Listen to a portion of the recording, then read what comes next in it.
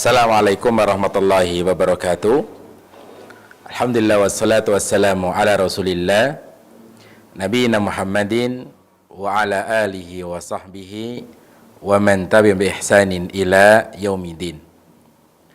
Alhamdulillah, kita bersyukur kepada Allah Subhanahu wa taala atas limpahan rahmat taufik serta hidayahnya kepada kita semuanya, sehingga kita bisa dapat kembali untuk belajar bersama, mempelajari kaidah-kaidah bahasa Arab. Dan insyaallah pada pertemuan kali ini kita akan membahas tentang huruf ataf, atau pada pembahasan pengikut kepada isim yang sebelumnya, at-tabi al-ismil marfu. Thaniyan, kita sampai pada halaman yang ke-53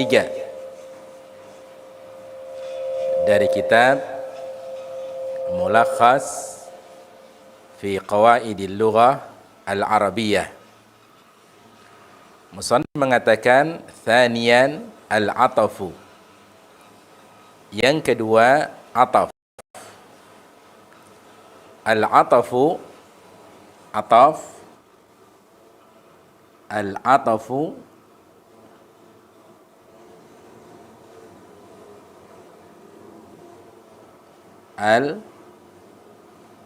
atafu tabi'un yatawassatu bainahu wa baina matbu'ihi ahadu hurufil atafi. Taib, ataf di situ adalah tabi', pengikut. Yatawassatu bainahu, yang di tengah-tengahnya antara pengikut, wa baina matbu'ihi, dan antara yang diikuti, ahadu hurufil atfi, salah satu dari huruf-huruf ataf. Jadi pembahasan yang kita bahas pada kali ini adalah tentang pengikut pada isim sebelumnya, tentang ataf. Ataf adalah pengikut pada isim yang sebelumnya di dalam i'rab karena adanya salah satu dari huruf-huruf ataf. Contoh, pada sebuah kalimat musannif mengatakan najahat su'adu wa ukhtuha. Kalimatu ukhtu marfu'atun. Kalimatu ukhtu, ukhtun, marfu'atun li'annaha ma'tufatun ala kalimati su'ad. Kata ukhtun di situ marfu', li'annaha, karena ma'tufatun, diatofkan, ala kalimati su'ad, kepada kata su'adu, wahia, dan dia fa'ilun, sebagai fa'il, marfu'un, yang dirafah. Taib. Jadi peserta pembelajaran bahasa Arab online yang dirahmati oleh Allah Subhanahu wa taala, maka di sini sekali lagi, ataf adalah pengikut pada isim yang sebelumnya karena adanya huruf ataf. Karena diikutkan, disebabkan oleh salah satu dari huruf-huruf ataf. Contoh, musannif memberikan contohnya, yaitu najahat su'adu wa ukhtuha. Kata su'adu marfu' sebagai fa'il.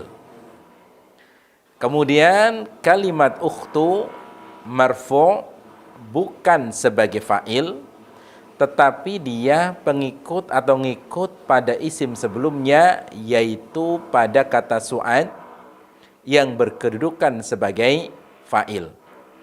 Nah, kata ukhtu marfu' karena dia disebut dengan atof.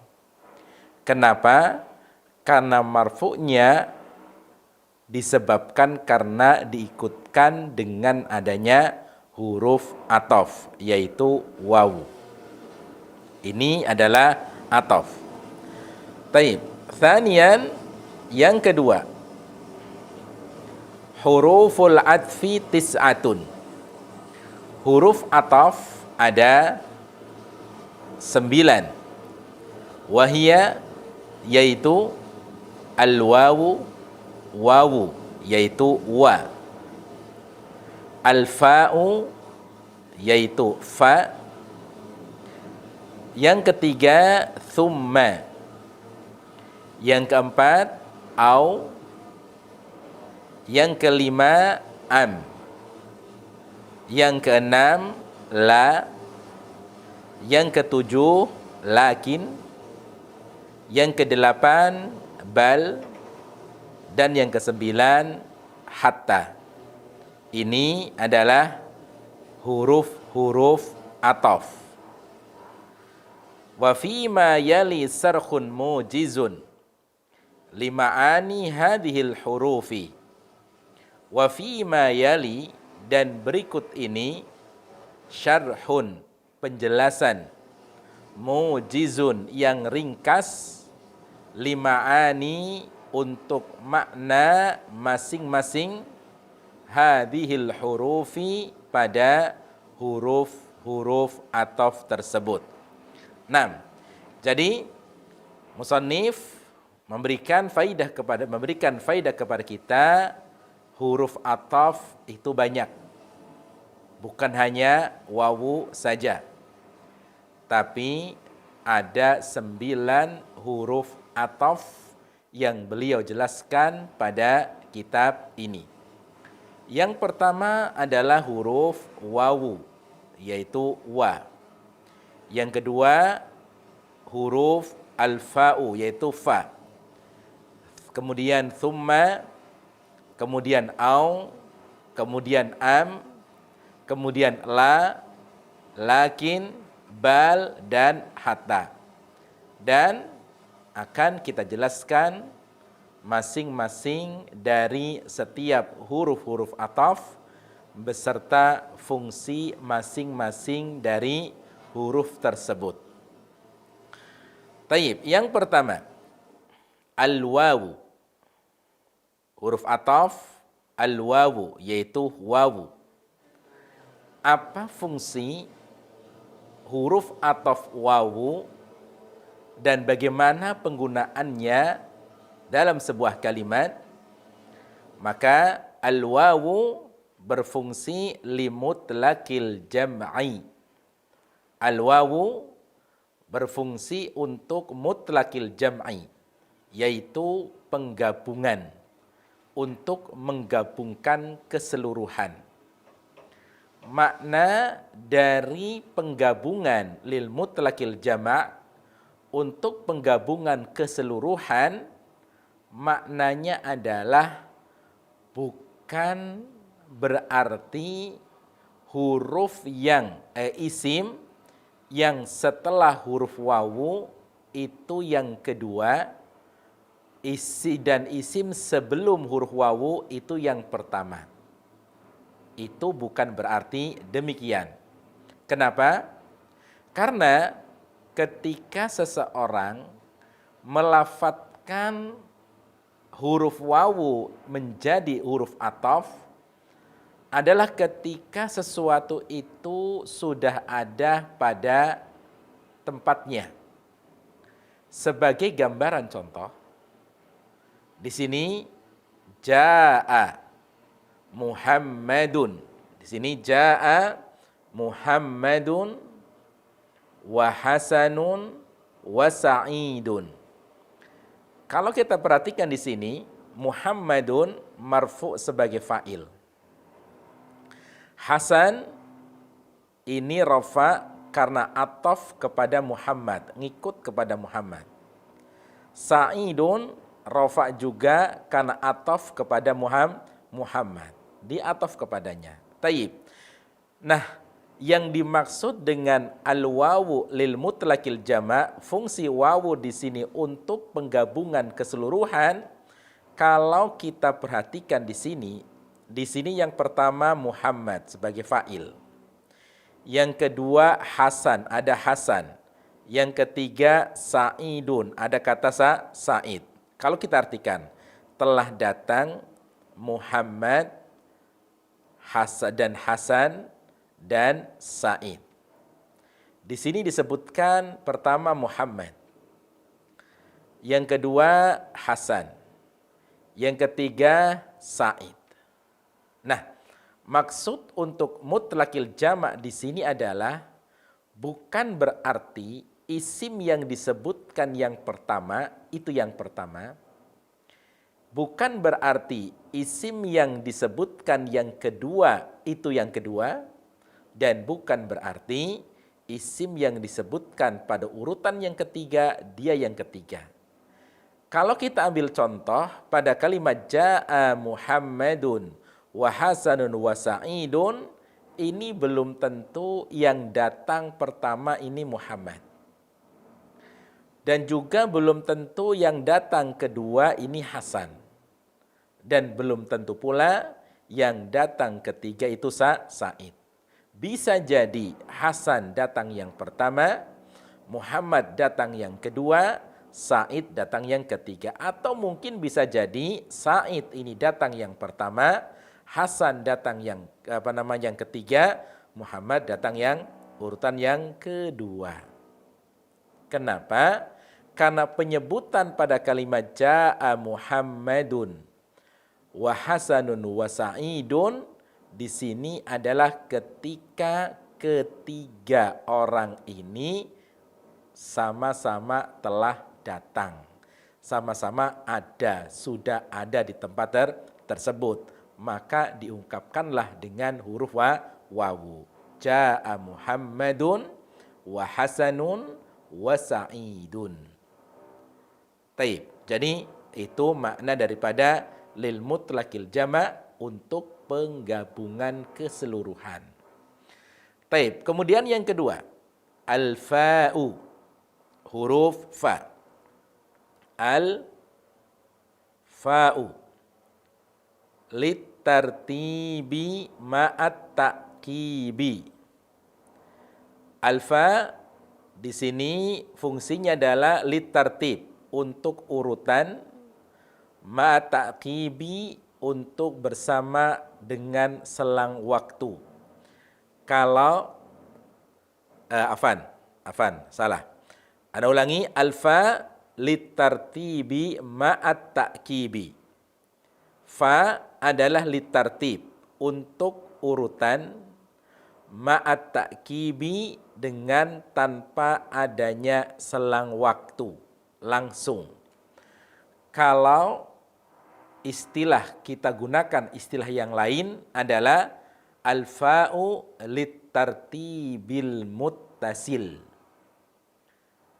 atau litartibil ittisal. Itu alfa.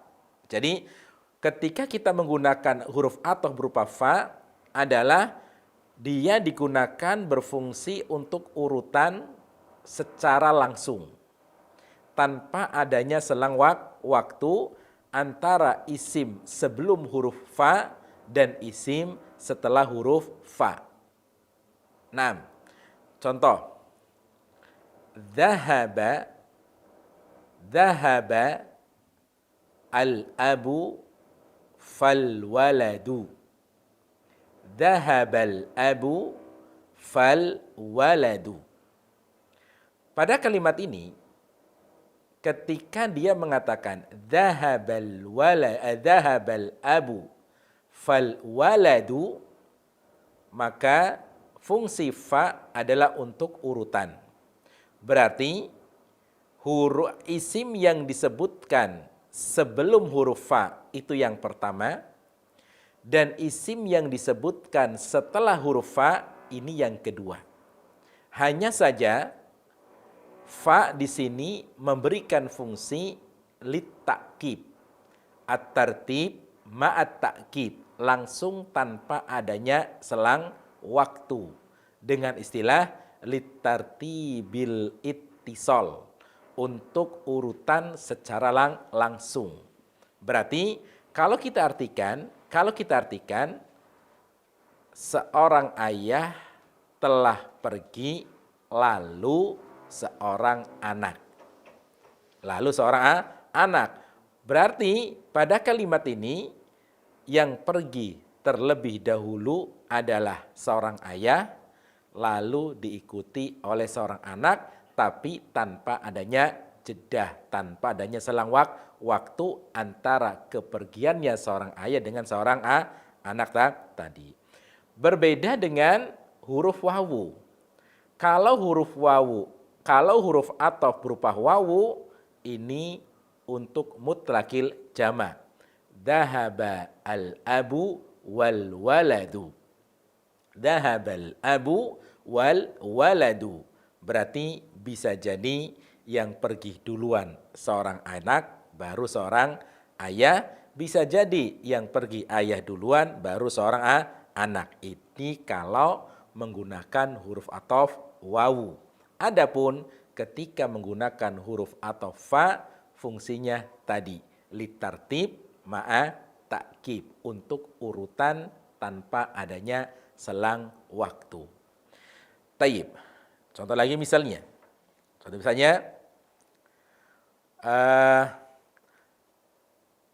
Aliyun fazaidun jalasa alal kursi. Aliyun fa Muhammadun jalasa alal kursi. Aliyun marfu'un mubtada, fa harful ataf, zaidun marfu'un ma'tufun ala ali. Zaid di situ adalah rofa karena ataf kepada ali. Kemudian fa di situ memberikan fungsi litartib ma'at ta'kib. Kalau kita artikan Ali lalu Zaid, keduanya duduk di atas kursi. Berarti yang duduk terlebih dahulu adalah Ali. Kemudian lalu Zaid, tapi antara waktu duduknya Ali dengan Zaid tanpa dengan adanya selang waktu, diikuti begitu langsung. Itu namanya litartibil ittisal. Nah, contoh lagi misalnya syuriba syuribal qahwatu fallabanu. Contoh. Syuribal qahwatu fallabanu. Al-qahwatu marfu'un naibu fa'il. Kata al-qahwa marfu' sebagai naibul fa'il. Kemudian al-labanu marfu' ataf kepada al-qahwatu. Karena di situ diawali atau ditengahi dengan adanya huruf ataf berupa fa. Apa fungsi fa di situ? Fungsinya adalah litartib ma'at ta'kib, untuk urutan tanpa selang waktu. Kalau kita artikan, kopi itu telah diminum, kopi itu lalu susu. Taib. Jadi seperti itu. Atau kalau kita bikin contoh yang lainnya, ukilar ruzu fal khubzu. Ukilar ruzu fal khubzu. Ar-ruzu naibu fa'ili. Kemudian fa harful ataf. Al-khubzu marfu ma'tufun ala arus. Maka al-khubzu di situ ataf ikut kepada arus. Taib. Fa di situ berarti fungsinya litartib ma'a ta'kid, yaitu langsung. Kalau kita artikan telah dimakan nasi itu lalu roti. Itu maksud daripada huruf fa. Taib. Kemudian yang ketiga. Yang ketiga adalah thumma. Kita lanjutkan thumma. Litartibi ma'at tarahi. Thumma di sini adalah berfungsi untuk litartib, untuk urutan ma'at tarahi dengan adanya selang waktu. Misal matar rasyidu thummal ma'munu. Matar rasyidu thummal ma'munu. Ar-rasyidu marfu sebagai fa'il, kemudian al-ma'munu marfu karena ataf kepada ar-rasyidu, karena di sini ada huruf atafnya berupa thumma. Kalau kita artikan telah wafat ar-rasyidu, rasyid, kemudian al-ma'mun. Naam. Kemudian huruf ataf berikutnya adalah thumma, artinya kemudian. Litartibi ma'at tarahi, berfungsi untuk urutan ma'at tarahi dengan adanya selang waktu. Ada jedah waktu. Jedah waktunya, selang waktunya itu relatif. Bisa jadi lama, bisa jadi sebentar. Yang penting ketika menggunakan thumma adanya selang waktu antara isim sebelumnya, sebelum huruf thumma, dan isim setelah huruf thumma. Ada jeda waktu ketika menggunakan huruf ataf berupa thumma. Kalau kita bahasakan, litartibi ma'at tarahi adalah litartibil infisal. Litartibi infisal. Untuk urutan tapi terpisah, infisal. Jadi terpisah. Jadi adanya jeda, adanya selang waktu antara isim yang sebelumnya dengan isim yang sesudahnya. Ini adalah thumma. Taib. Gambarannya adalah tadi. Gambarannya adalah tadi. Kalau kita mengatakan ukila ar-ruzzu thumma al-khubzu. Ukila ar-ruzzu thumma al-khubzu. Ukila ar-ruzzu. Ar-ruzzu marfu' sebagai naibul fa'il. Kemudian al-khubzu marfu' karena ataf. Karena di situ ada thumma. Berarti al-khubzu rafa'nya karena ataf kepada al-ruzzu. Nah, apa fungsi daripada thumma? Fungsi thumma di situ adalah litartib ma'at tarahi. Ada untuk urutan tapi adanya selang waktu. Kalau kita artikan berarti nasi itu dimakan kemudian roti. Nah, antara waktu makan dimakannya roti dengan nasi adanya selang waktu. Taib. Begitu juga contoh yang lainnya. Contoh lainnya adalah roja'a.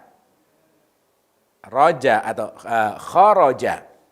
Kharajat tullabu. Thummal ustadu minal fasli. Kharaja at-tullabu thummal ustadu minal fasli. At-tullabu marfu' sebagai fa'il. Kemudian al-ustadu marfu' sebagai ataf, ngikut kepada at-tullabu. Karena di situ adanya huruf ataf yaitu thumma. Apa fungsi thumma? Litartib, untuk urutan, ma ta'kibi dengan ada ma tarahi dengan adanya selang waktu. Ada jeda waktu antara keduanya. Kalau kita artikan, murid-murid itu keluar, kemudian seorang guru.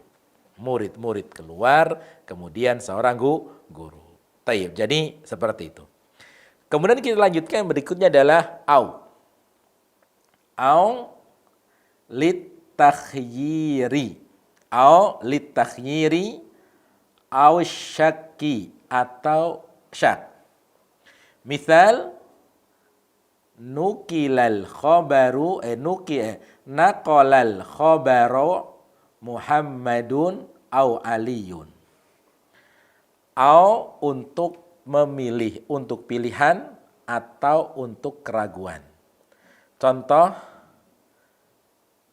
yang menukil khobar itu Muhammad ataukah Ali. Muhammadun marfu sebagai fa'il, Aliyun marfu ataf kepada Muhammadun karena di sini adanya huruf ataf yaitu au atau. Taib. Sekarang yang huruf ataf berikutnya adalah au. Au berfungsi untuk dua kemungkinan. Yang pertama, berfungsi digunakan untuk takhyir, untuk memilih. Untuk memilih. Kalau bukan memilih, atau yang kedua, lisyak, untuk menunjukkan arti keraguan. Nah, tinggal kapan kita artikan, kita memberikan makna au ini untuk memilih, dan kapan au ini dipakai untuk keraguan. Maka di sini, pada umumnya, au untuk litakhyir, au kalau untuk memilih adalah idza kanal kalamu mustafhamah. Apabila kalimatnya itu ulangi. Au untuk litakhyir, paham ya? Au litakhyir adalah idza kanal kalamu yadullu ala talab. Apabila kalimatnya itu menunjukkan arti tuntutan. Jika kalimatnya itu menunjukkan arti tuntutan, berarti au berfungsi untuk takhyir, untuk memilih. Tuntutan itu mungkin bisa jadi kalimatnya bentuk perintah atau kalimatnya itu bentuk larangan. Nah, jika kalimat tersebut ada au, ada isim setelahnya dan sebelumnya, lalu kalimatnya ini bentuknya adalah bentuk tolab, perintah untuk melakukan atau perintah untuk meninggalkan, berarti au di situ untuk memilih. Contoh, kalau kita ingin ungkapkan dalam bahasa Indonesia, makanlah roti atau nasi. Makanlah roti atau nasi. Berarti pada kalimat ini, atau kalau dalam bahasa Arabnya au, maka berfungsi untuk pilihan, untuk memilih salah satu dari keduanya. Ini adalah kalau au berfungsi pada kalimat yang tolak. Nah, idza kana al-kalamu ikhbaran, apabila kalimatnya ini adalah kalimat bentuk berita, maka au berfungsi untuk syak, untuk keraguan. Apabila kalimatnya ini adalah kalimat bentuk pengkhabaran, berarti au di situ fungsinya untuk ragu ataukah untuk keraguan. Contohnya adalah dhahaba ilal madrasati dhahaba ilas suqi Aliyun au Zaidun.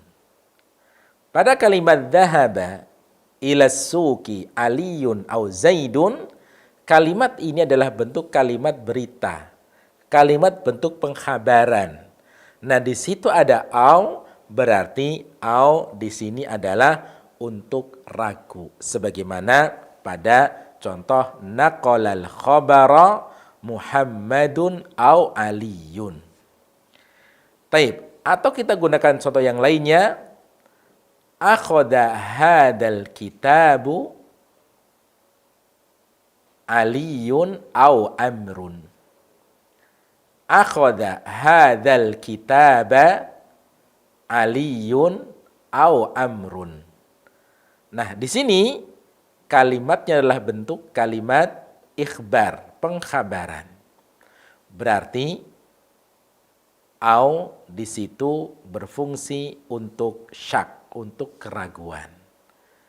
Yang mengambil kitab ini Ali atau Amr. Maka ini adalah au. Taib. Ini adalah beberapa huruf ataf yang bisa kita terangkan pada pertemuan kali ini. Semoga bisa dapat difahami. Wallahu ta'ala alam. Kita tutup dengan doa kafaratul majlis. Subhanakallahumma wa bihamdika asyhadu an la ilaha illa anta astaghfiruka wa atubu ilaik. Assalamualaikum warahmatullahi wabarakatuh.